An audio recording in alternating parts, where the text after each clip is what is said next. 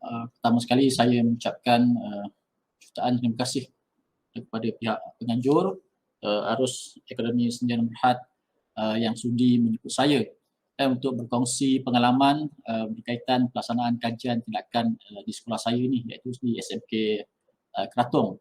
Jadi bila bercerita tentang pengalaman melaksanakan kajian tindakan dalam kalangan guru-guru di SMK Krathong ini, sebenarnya peranan seorang pengetua di sekolah bukan hanya tertumpu kepada mengurus sekolah sahaja, tapi antaranya bagaimana kita bertindak sebagai seorang pemimpin yang memimpin dan pada masa yang sama membimbing guru untuk mencemerlangkan murid secara holistik.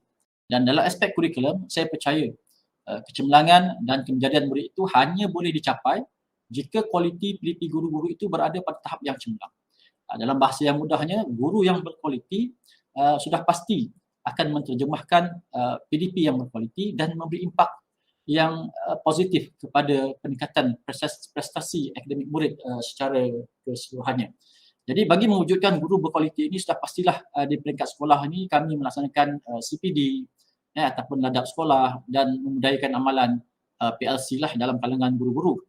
Namun sebagai seorang pemimpin instruksional, saya berfikir apakah lagi yang boleh saya bantu cikgu-cikgu saya untuk meningkatkan kompetensi mereka dan pada masa yang sama memberikan satu nilai tambah bagi perkembangan kejayaan mereka dalam profesi perguruan pada masa akan datang. Jadi bila saya datang ke SMK Krathong ini, of course lah kita akan buat analisis persekitaran dan dalam aspek guru-guru saya dapati mereka ini orang-orang yang hebat dan mempunyai potensi untuk pergi lebih jauh dalam profesi kita ini. Dan bila saya meneliti data-data guru-guru saya ini, 60%-nya berkhidmat lebih kurang 1 hingga 10 tahun dan selebihnya 10 tahun ke atas lah. Dan sebagai seorang pengetua, kita bukan sahaja inginkan peningkatan prestasi akademik semata-mata, tapi secara personalnya bagi diri saya nak cikgu-cikgu saya boleh memperlihatkan kemajuan dalam kejayaan mereka pada tahap yang lebih tinggi lagi. Dan ini cikgu mesti pasang cita-cita mereka dan kita tahu laluan kejayaan mereka. Jangan kita menjadi seorang guru yang berada dalam keadaan yang selesa dan mesti ada perubahan dalam kerjaya, sama ada bermula sebagai guru biasa, seterusnya meningkat tahapnya sebagai seorang guru cemerlang, sama ada guru cemerlang di JPO 4, 48 sehinggalah kepada peringkat JUSA. Dan guru-guru kena tahu laluan kejayaan mereka. Dan untuk laluan kejayaan ini, cikgu perlu ada sesuatu yang boleh dijadikan sebagai satu nilai tambah apabila ingin membuat permohonan sebagai guru cemerlang ataupun ingin membuat permohonan dalam apa jua bidang lah untuk laluan kejayaan mereka. Dan pengalaman saya sebagai seorang nazir, sebab sebelum ini saya berkhidmat di Jemaah Nazir dan banyak terlibat dalam penilaian-penilaian yang melibatkan guru seperti penilaian guru cemerlang, peningkatan pangkat untuk SC+, pensyarah cemerlang dan sebagainya. Dan antara elemen yang kami ambil kira pada waktu itu antaranya lah sumbangan guru-guru itu dalam profesi mereka. Pada tahap mana sumbangan mereka tersebut, sama ada dikongsi di peringkat sekolah, daerah, negeri ataupun kebangsaan. Dan itu yang saya katakan tadi, guru-guru perlu ada satu value added untuk kemajuan kejayaan mereka. So saya melihat perkara yang sinonim dengan guru di sini adalah untuk melaksanakan satu kajian tindakan. Dan kajian tindakan di sekolah ini adalah sesuatu sebenarnya bila saya ketengahkan perkara ini, dia sebenarnya adalah sesuatu yang asing bagi guru-guru di sini. Jadi sehubungan dengan itulah sebagai seorang pengetua sekolah, saya memutuskan untuk guru-guru di sini untuk melaksanakan kajian tindakan. Dan of course lah bila kita bercakap tentang respon guru, of course lah mereka agak tertekan, rasa takut dan sebagainya.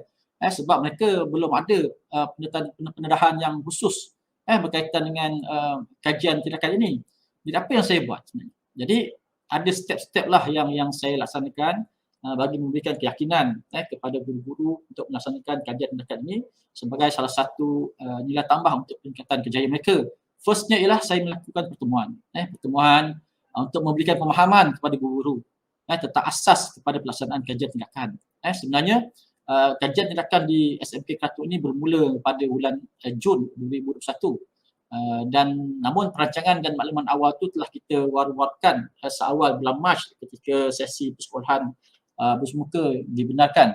Okey, jadi step yang keduanya kita membentuk jawatankuasa. Kena ada jawatankuasa siapa yang akan bertindak sebagai penarasnya dan of course lah sebagai besar jawatankuasa ini terdiri daripada pentadbir sekolah. Dan seterusnya kita buat pemilihan guru.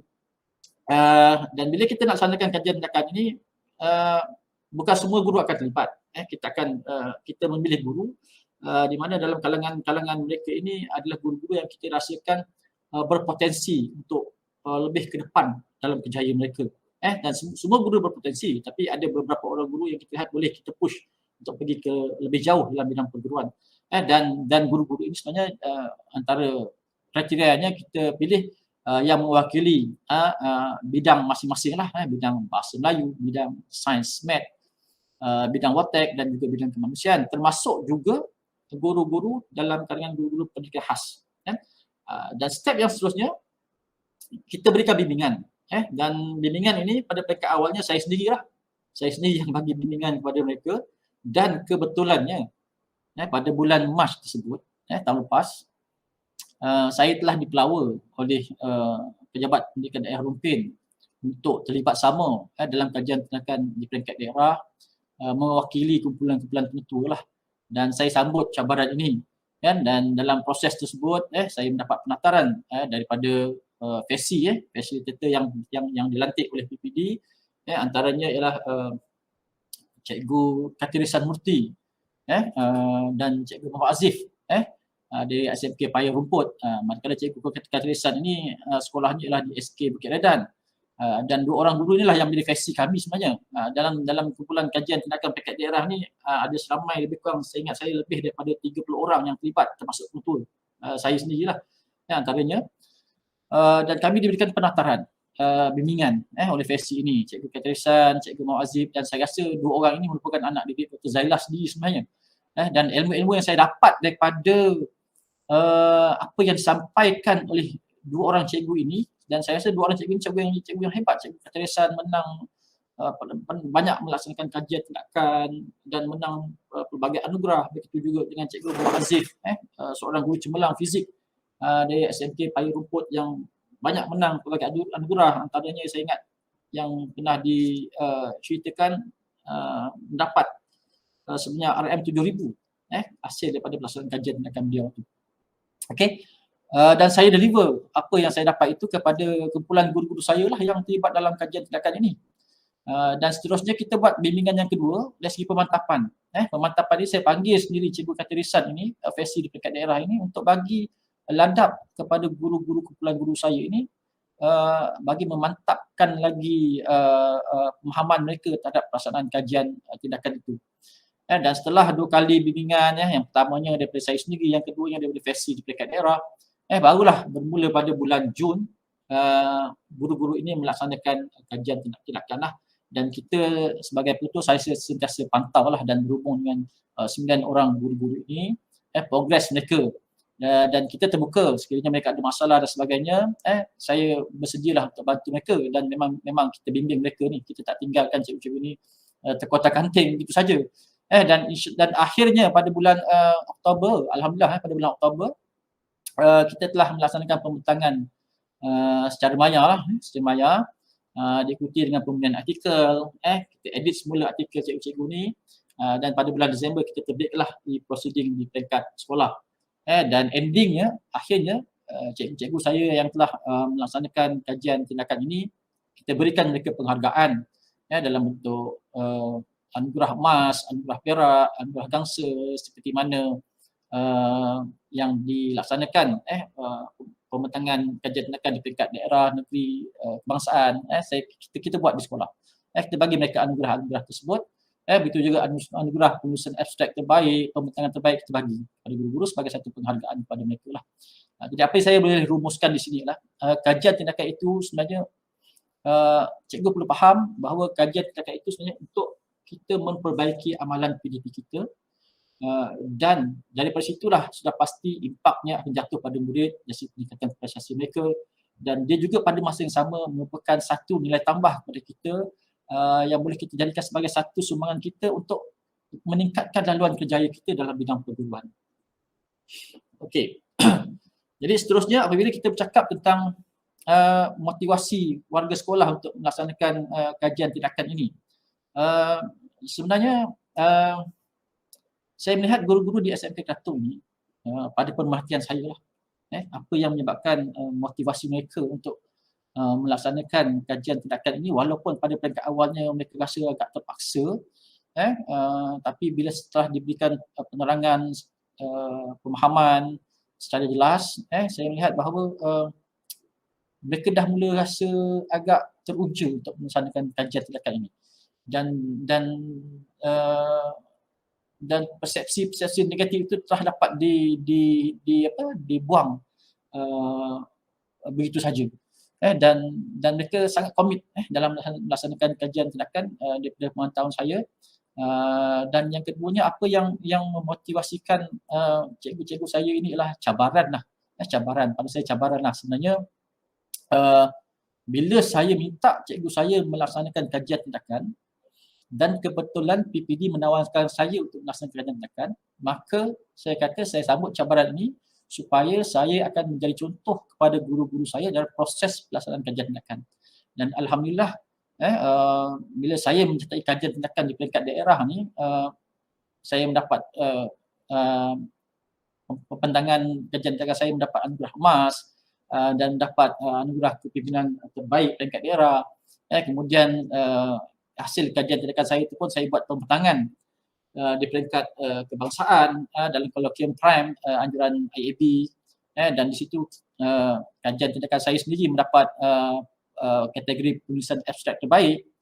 Kemudian seterusnya saya menyertai seminar peringkat antarabangsa, kolokvium TS25 peringkat antarabangsa anjuran PPD Daru dan JPN Sarawak, di mana dalam penyertaan saya dalam seminar tersebut, saya mendapat anugerah emas untuk pembentangan terbaik, anugerah emas untuk abstrak terbaik, dan anugerah perak untuk penulisan terbaik.